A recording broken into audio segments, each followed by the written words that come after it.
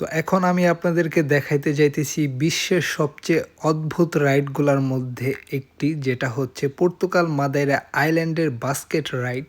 এই চাকাবিহীন বাস্কেটগুলা চালানো হয় 1850 শতাব্দীর দিক থেকে।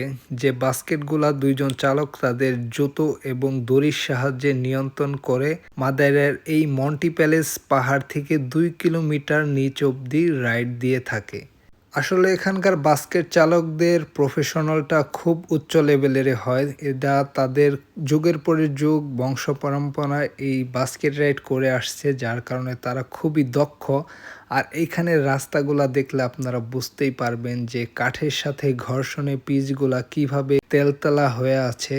আর এই রাইডগুলা শেষ হওয়ার পরে বাস্কেট যখন নিচে নামে, তখন তারা আবার একটা ট্রাকে করে এগুলা পাহাড়ের উপরে ওঠায়, দেন পরবর্তী সিরিয়ালে থাকা মানুষদের রাইডগুলো আবার দিয়ে থাকে। সো এটার প্রাইস ডিটেলস আমি স্ক্রিনে দিয়ে দিতেছি। তো এখান থেকেই আপনারা বুঝতে পারতেছেন এটা খুবই expensive. As a Portuguese tourist হিসেবে যারা আসবেন, যারা পর্তুগালে থাকেন, তাদের জন্য একটা খুবই এক্সপেন্সিভ। এর পাশেই হচ্ছে মন্টি প্যালেস, যেটা আপনারা ভিডিওতে দেখতে পারতেছেন। এটা নিয়ে আমার ইউটিউবে অলরেডি একটা ভিডিও আছে। সো এটা হচ্ছে সেই ভূতড় হোটেল, যেখানে জড়িয়ে আছে অনেক ইতিহাস ঐতিহ্য। সো এখানেও ঢুকতে আপনার 12 ইউরো 50 সেন্টের মতো লাগে, যেটা হচ্ছে মোটামুটি এক্সপেন্সিভ। ভিতরে আহামরি তেমন কিছু নাই, আপনাদের ড্রোনে অলরেডি দেখাইতেছি। তো মন্টি প্যালেসের ওই হোটেলটার সামনে থেকে শহরের এই সুন্দর ভিউটা দেখা যায়, যেটা আমি অলরেডি আপনাদের ড্রোনে দেখিয়ে দিলাম।